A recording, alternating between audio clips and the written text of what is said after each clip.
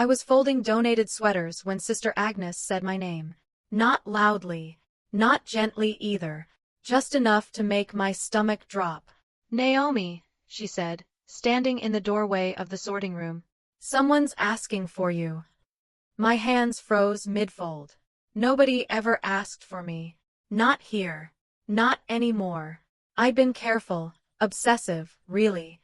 I volunteered at the women's shelter under my middle name, used the downtown branch instead of the one closer to my old neighborhood, and avoided posting anything online that could lead back to me. The last thing I needed was family finding me. "Who is it?" I asked. Sister Agnes hesitated.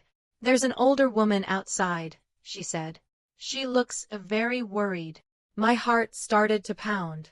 Through the narrow window in the hallway, I saw her. My grandmother. Standing beside a pearl-white Mercedes that looked painfully out of place among the cracked pavement, rusted fencing, and graffiti-tagged dumpsters behind the shelter. Grandma Evelyn. 82 years old. Straight-backed. Dressed in a navy wool coat with a silk scarf knotted neatly at her throat. Her silver hair was pinned back perfectly, untouched by the cold November wind whipping through the lot. She looked exactly the same. And I looked like someone else entirely. I hadn't seen her in nearly 2 years.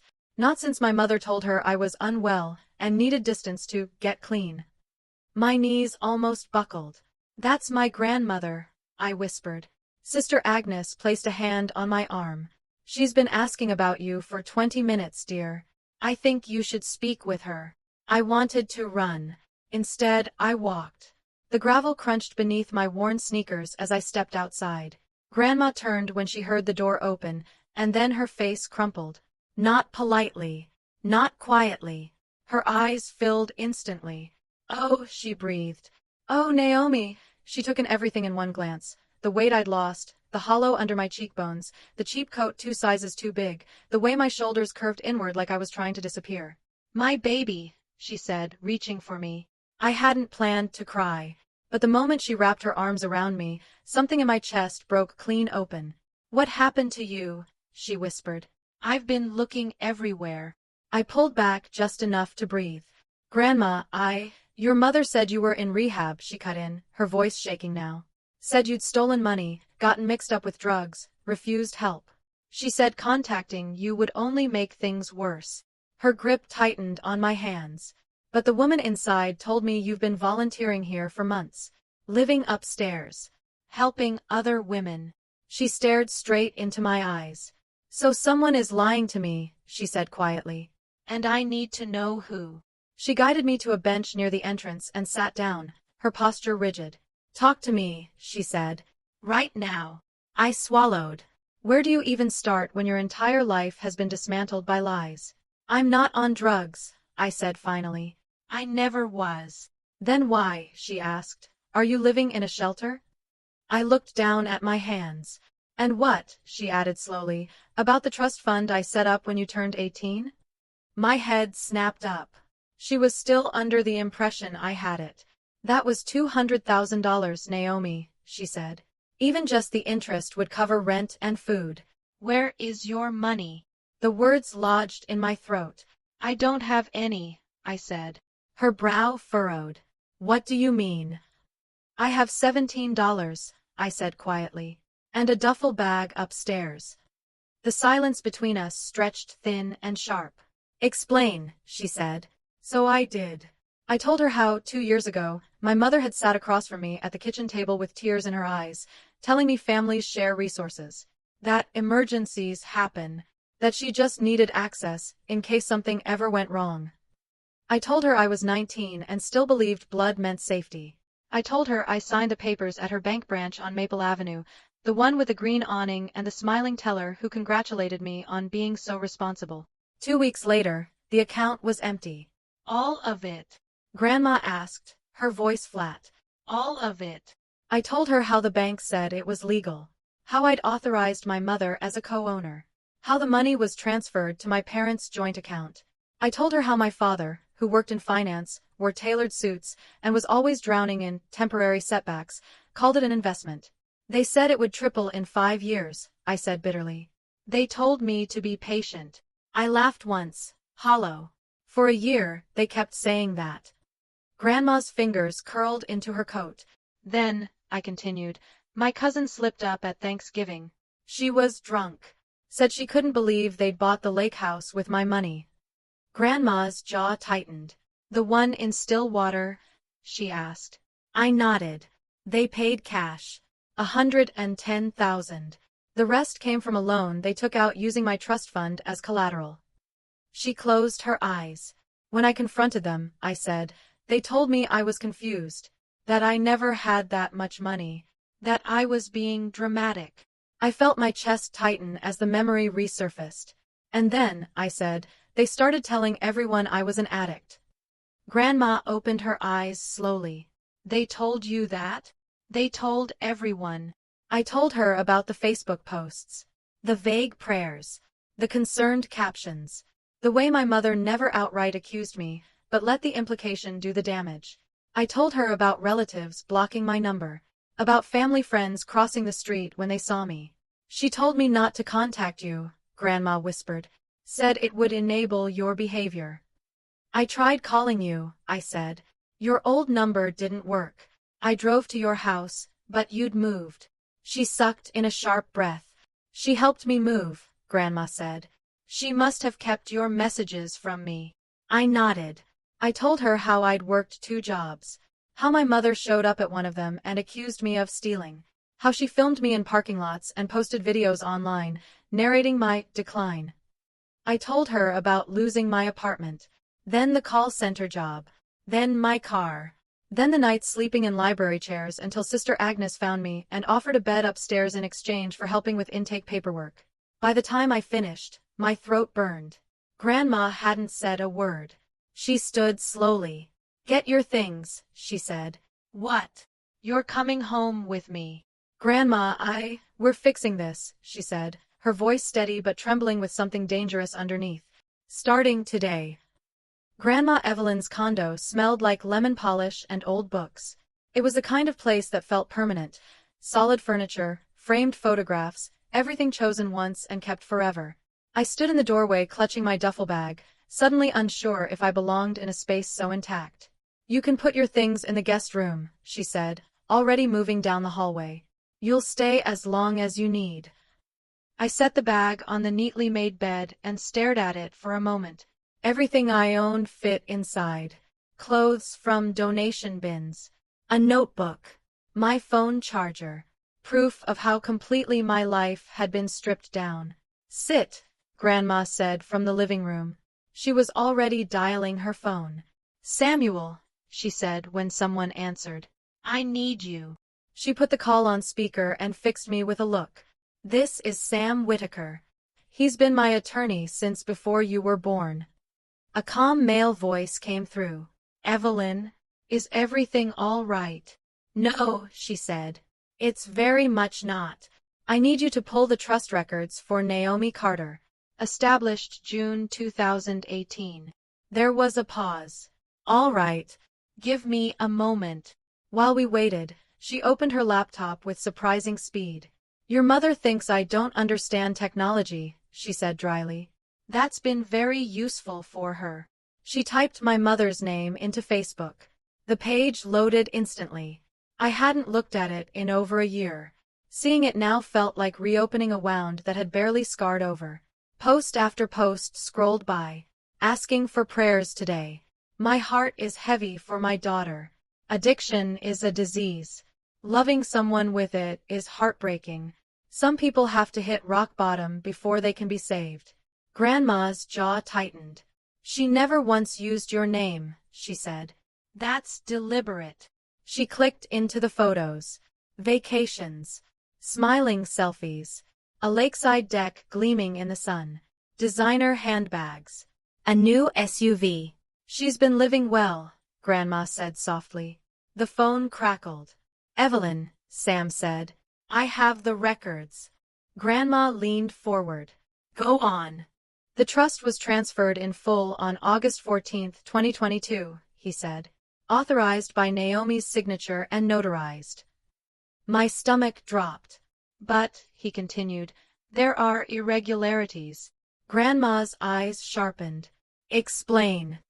The notary is the same one your daughter-in-law uses for her real estate filings, he said.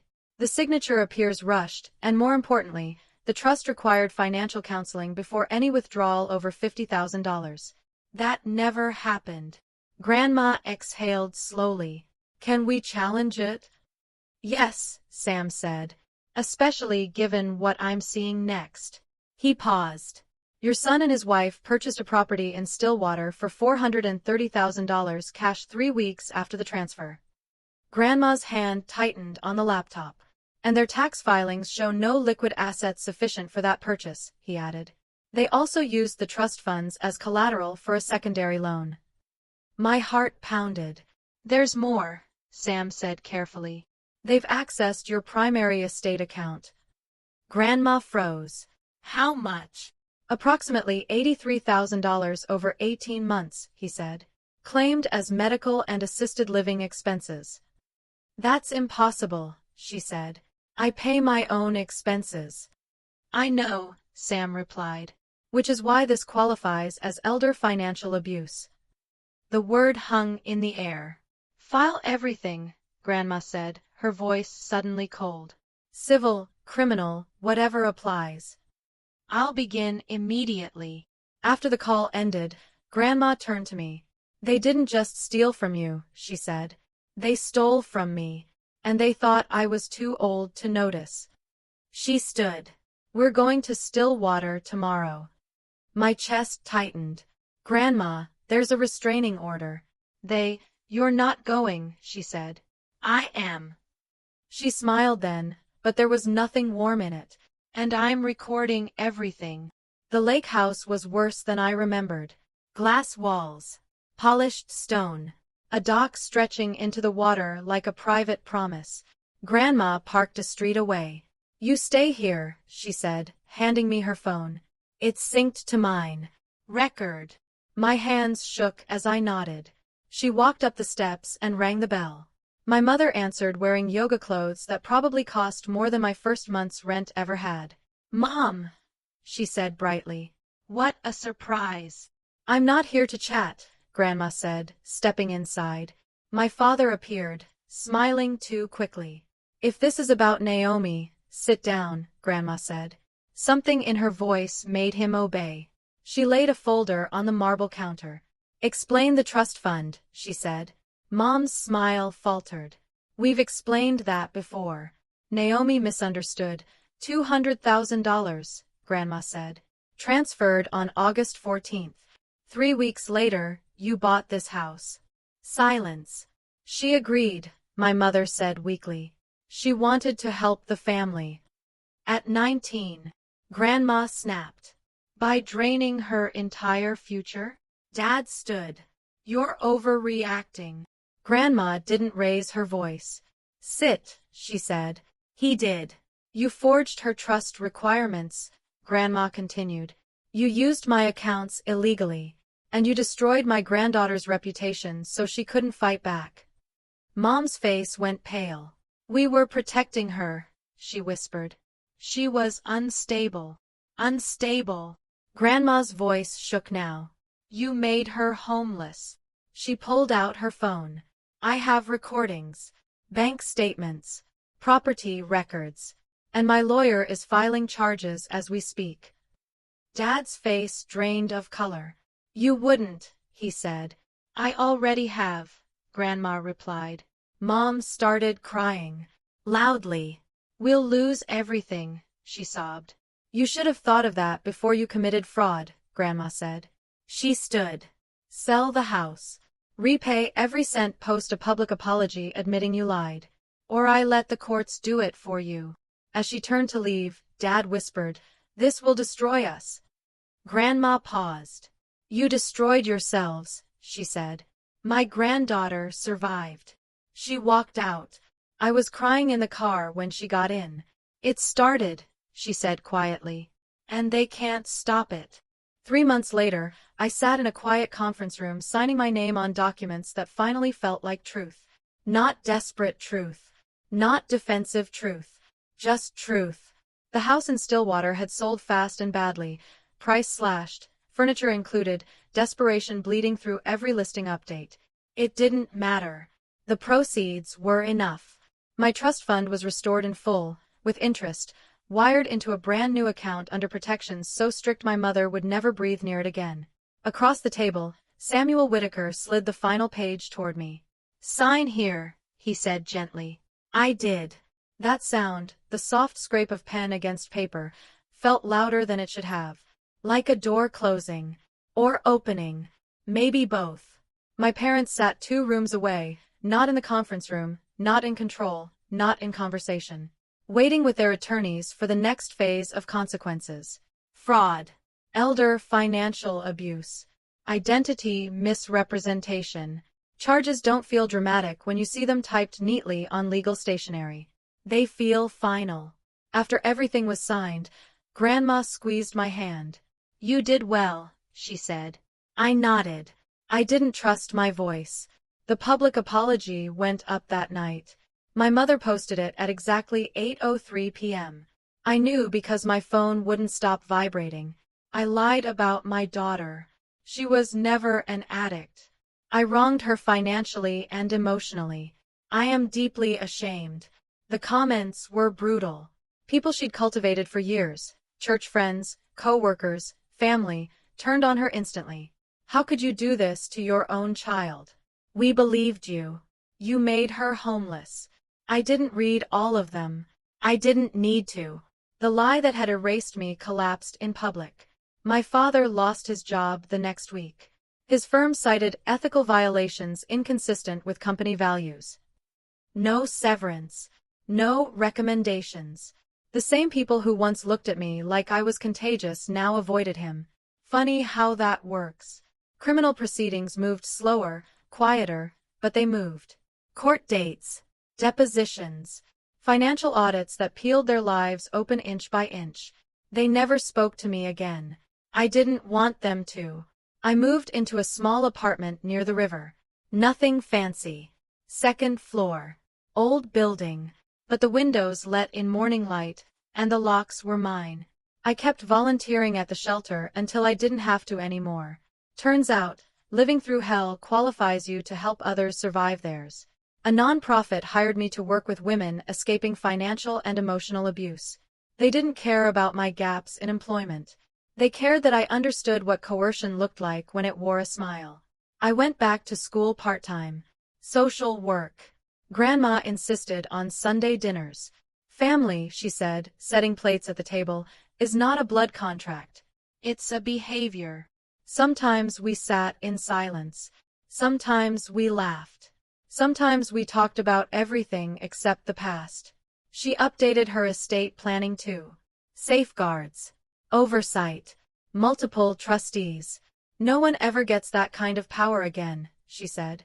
One evening, months later, I passed a woman on the street who looked at me twice. "Naomi?" she asked. I nodded. "I'm sorry," she said. "I believed things I shouldn't have." I smiled politely and kept walking. Forgiveness doesn't always require access. The truth is, surviving something like that doesn't end cleanly. There were nights I still woke up braced for impact. Still flinched at unexpected knocks. Still questioned my own memories. But I was free. Not because I won. Because I refused to disappear. Grandma said it best one night as we watched the sun set from her balcony. "They tried to bury you," she said. "They forgot you were already growing." I looked at my reflection in the glass. Stronger, steadier, still becoming. Yeah, I was. The end.